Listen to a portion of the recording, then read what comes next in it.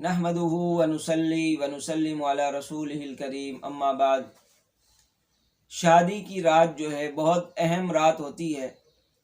اس دن کیا معاملات کیے جائیں، کس طرح کا رویہ ہو،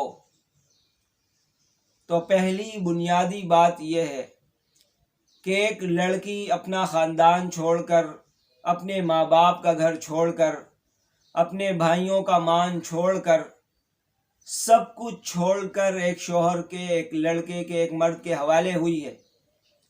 اب اس کو نہیں پتا کہ وہ مرد اس کے ساتھ کیا کرے گا، اس کے ساتھ اس کا طرز رویہ کیا ہو، شوہر کی بہنوں کا کیا رویہ ہوگا، شوہر کے ماں باپ کا کیا رویہ ہوگا۔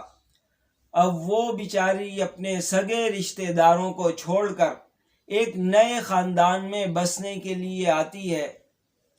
وہ اتنی ٹینشن میں ہوگی کہ جس کا اندازہ وہی لگا سکتا ہے جو اپنے گھر بار کو سب کچھ چھوڑ کے آ رہا ہو۔ ایسی صورت میں شوہر کیا کرے؟ تو شوہر کو چاہیے کہ اس کو اطمینان دلائے کہ تم نے اپنے ماں باپ کو چھوڑا ہے، انشاءاللہ میرے ماں باپ تمہیں تمہارے گھر والی عزت دیں گے، سکون دیں گے۔ اسی طرح تم نے اپنے بہن بھائیوں کو چھوڑا ہے، میرے بہن بھائی اور میں مل کے تمہیں بھرپور سکون فراہم کریں گے، تمہاری عزت ہوگی، تمہارا خیال رکھا جائے گا۔ تم ہمارے لیے مہمان کی حیثیت رکھتی ہو، جس طرح مہمان کی آؤ بھگت کی جاتی ہے، ہر اعتبار سے اس کا خیال رکھا جاتا ہے، اس طرح تمہارا خیال رکھا جائے گا۔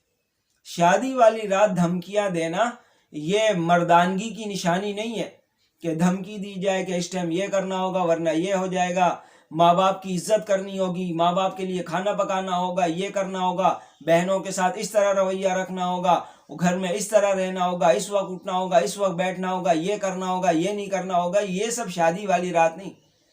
شادی کی رات تو ایسی باتیں کریں کہ جس سے اس کو سکون ملے، کہ ایک نئے گھر میں آ کے اس کو واقعی لگے کہ یہ بھی میرا گھر ہے اور یہ شوہر جو ہے میرا خیال رکھنے والا۔ باقی آہستہ آہستہ وہ ساری باتیں جو ہے وہ سمجھ جائے گی، اس کو سمجھا دیا جائے گا، لیکن شادی والی رات یہ سب نہیں، شرائط لگانا اور جو ہے اس کو پابند بنانا، یہ سب چیز نہیں ہے۔ اس لیے کہ وہ بیوی ہے، سارا خاندان چھوڑ کے آئی ہوئی ہے، بڑی امید لگائی ہوئی ہے کہ دیکھو شوہر کا کیا رویہ ہوگا، اس لیے اس بات کا خیال رکھا جائے۔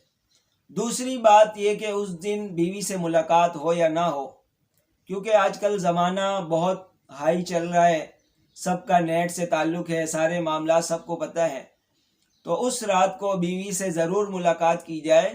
اس کی وجہ یہ ہے کہ آج کل اتنی بے حیائی عروج پر ہے کہ شوہر اپنے دوستوں کو ساری رات کا منظر پیش کرتا ہے، اسی طرح بیوی سے بھی پوچھا جاتا ہے، اس کے گھر والے پوچھیں گے، اس کی سہیلیاں پوچھیں گی، اس کی بہنیں پوچھیں گی، شادی شدہ جو بہنیں ہوتی ہیں خاص طور پر۔ اب اگر اس رات جو ہے مرد کی عورت سے ملاقات نہیں ہوگی تو پھر جو ہے الزامات لگیں گے کہ یہ شاید شوہر میں کچھ خرابی ہے، کوئی ایسی بات ہے اس لیے شوہر نے نہیں کیا۔ تو اس لیے ان ساری باتوں کا جو ہے اہتمام رکھا جائے، ورنہ کل کے دن بگاڑ پیدا ہو سکتا ہے۔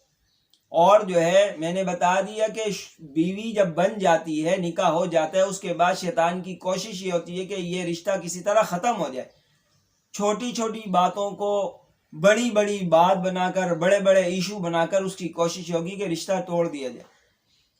اور ایسا بھی ہوا ہے کہ شوہر نے پہلی رات ایسی بدماشی کی ہے اور اس طرح بدترین سلوک کیا ہے کہ شادی کی رات بیوی رہی ہے، شادی کے بعد ایک دو راتیں بیچاری کو ولیمے تک انتظار تھا، ولیمے کے بعد جیسے ہی وہ دوبارہ گھر گئی ہے، اس نے کہا کہ مجھے نہیں جانا، مجھے طلاق چاہیے، مجھے نہیں رہنا اس کے ساتھ۔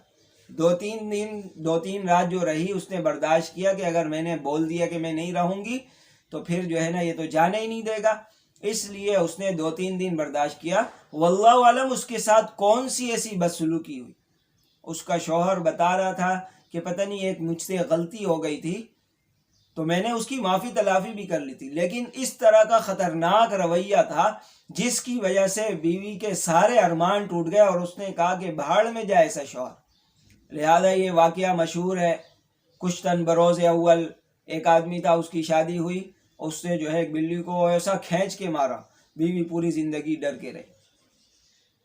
اسی طرح بعض جگہ جو ہے رواج ہوتا ہے اور جو ہے چپل الٹی رکھ دیتے ہیں تاکہ جو ہے شوہر آ کے چپل سیدھی کرے تاکہ عورت کی غلامی ہو۔ اب وہ اتفاق سے ایک واقعے میں اس طرح ہو گیا تھا کہ غلطی سے چپل الٹی ہو گئی، شوہر صاحب نے دیکھا کہ بھائی یہ تو مجھے اپنا نوکر سمجھتی ہے کہ میں اس کے چپل سیدھے کروں۔ اس پر اس نے پہلی رات ہی بیوی کو ٹھیک ٹھاک سنا دی۔ اس کے بعد سے وہ بیوی اتنی ڈری ہوئی ہے، وہ بیوی نہیں ہے، بس کسی طرح زندگی گزر گئی۔